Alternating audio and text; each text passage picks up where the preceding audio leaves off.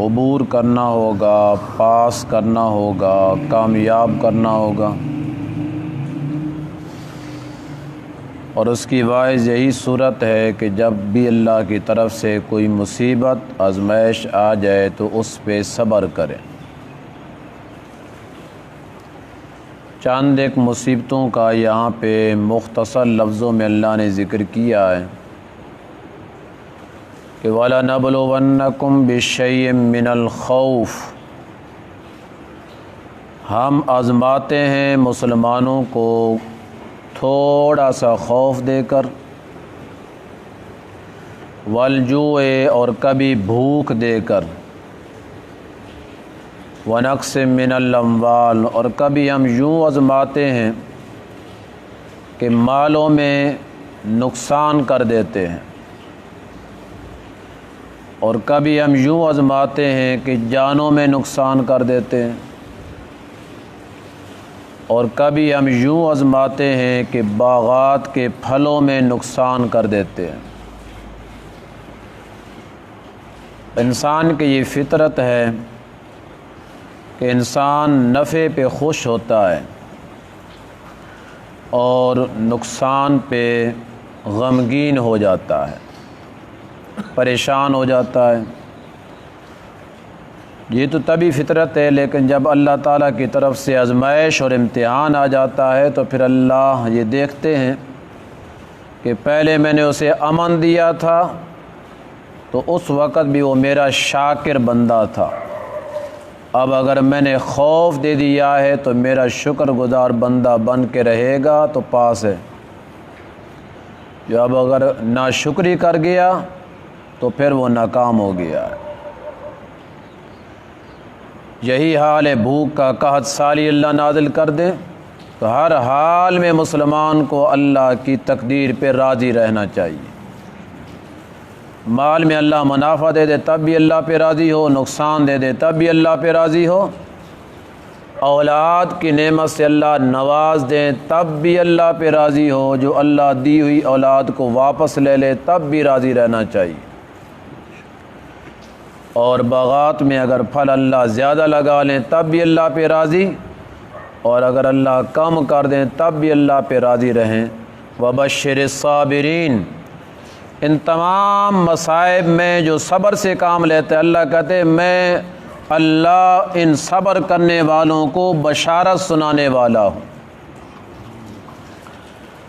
اور وہ صبر کیسے کرنا ہے اور وہ بشارت کیا ہے، دونوں چیزوں کا تذکرہ اگلی آیت میں ہے۔ الذین اذا اصابتہم مصیبہ، جن لوگوں تک ان مصائب میں سے کوئی مصیبت پہنچی ہے، خوف آ گیا ہے تب، بھوک آ گئی ہے تب، مالوں میں کمی آ گئی ہے تب، جانوں میں کمی آ گئی ہے تب، یا پھلوں میں کمی آ گئی ہے تب، ہر حال میں جو بھی مصیبت آ گئی ہے اس کی زبان پہ بس یہی لفظ ہے انا للہ و انا الیہ راجعون۔ یہ تو دنیا ہے، یہ میرا غیر ہے، اگر میری جان بھی اللہ تعالیٰ لینا چاہتے ہیں تو میں اس کے لیے بھی تیار ہوں۔ ہم سب اللہ کی مملوک ہیں، ہم سب اللہ کے غلام ہیں، ہم سب اللہ کی ملکیت میں ہیں، اللہ کی مرضی، اللہ مالک ہے، جیسے مرضی ہماری جانوں میں تصرف کر دے، کون ہے اللہ کو پوچھنے والا۔ اللہ کہتے ہیں جب یہاں تک بندہ آ جاتا ہے نا کہ میری ہر تقدیر پہ راضی ہو جاتا ہے تو پھر میں اللہ اسے دو انعام عطا کرتا ہوں۔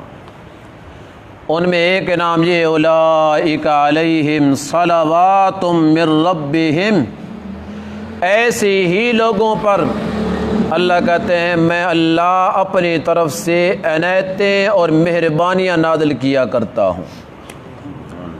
وَرَحْمَةٌ، اور دوسری بات میں مسلسل اللہ ان کے اوپر اپنی رحمت برسانا شروع کر دیتا ہوں۔ اس نے تھوڑے پہ صبر کیا ہے، اسے قناعت کہتے ہیں عربی میں، مال کبھی زیادہ دیا ہے تب بھی مجھ پہ راضی تھا، جو میں نے کم کر دیا تب بھی راضی ہے، یہ تھوڑے پہ قناعت کرنے والا ہے۔ اللہ کہتے ہیں جب بس صبر کرنا اس کا کام ہے، ڈھیروں دے دینا میں رب کا کام ہے۔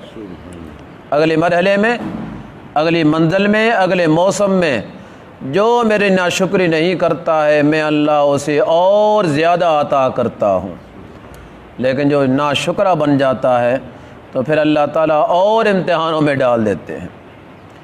تو پہلی بات اللہ یہ کہتے ہیں اولئک علیہم صلوات من ربہم۔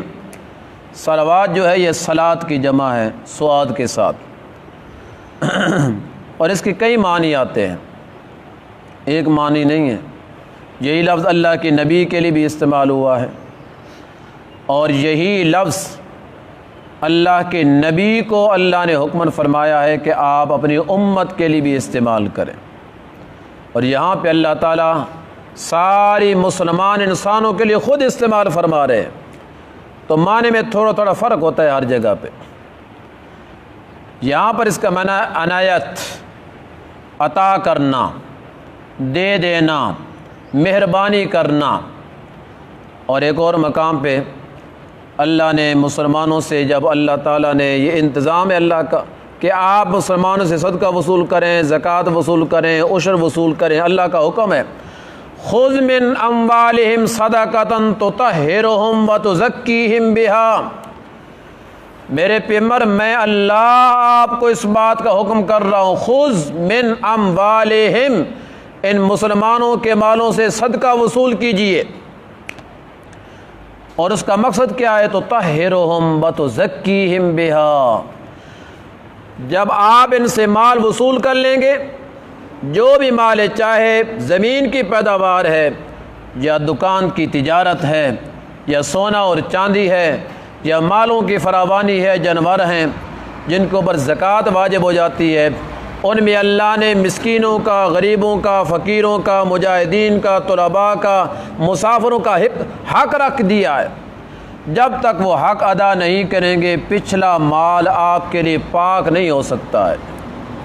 ان کو حق دے دیں اپنا جو اللہ نے مقرر کر رکھا ہے، اللہ کی طرف سے آرڈر آ گیا اتنا دے دو، پچھلا تمہارا ہے۔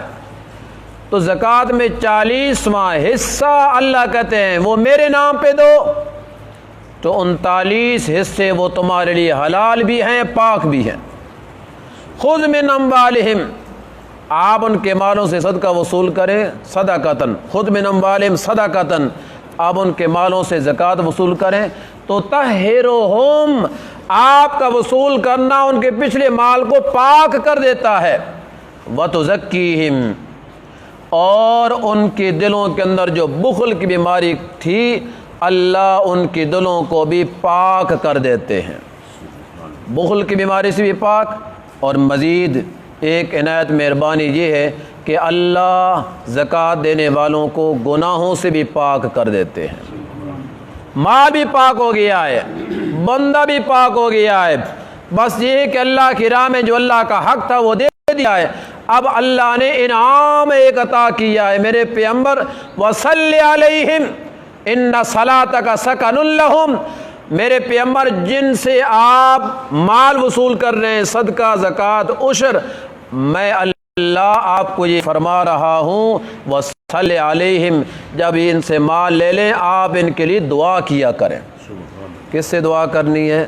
اللہ سے۔ وصلی علیہم، یہاں صلی معنی دعا ہے، وصلی علیہم، میرے پیغمبر آپ ان کے لیے رب سے دعا کیا کریں کہ مولا دی ہوئی مال کو قبول فرما دے اور اس کا بہترین بدلہ ان کو عطا فرما دے، یہی دعا ہے، جزاک اللہ، اللہ آپ کو اس کا بہترین بدلہ عطا فرمائے۔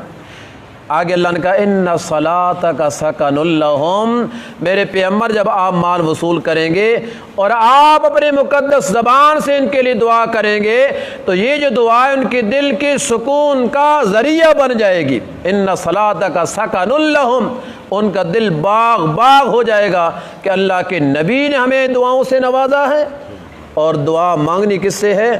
اللہ سے۔ چاہے اللہ کے نبی ہیں انہوں نے بھی اللہ سے مانگنی ہے، جو کوئی ولی ہے تو انہوں نے بھی اللہ سے مانگنی ہے۔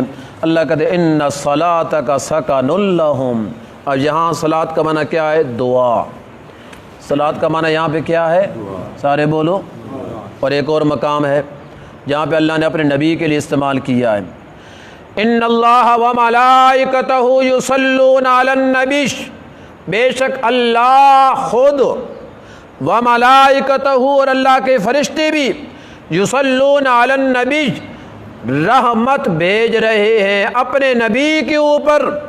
या अय्युहल्लज़ीना आमनू, ऐ ईमान वालो तुम किस लिए बैठे हो, सल्लु अलैहि वसल्लिमु तस्लीमा, तुम भी मेरे नबी के लिए अल्लाह से रहमत की दुआ मांगो और मेरे नबी पे सलाम भेजो।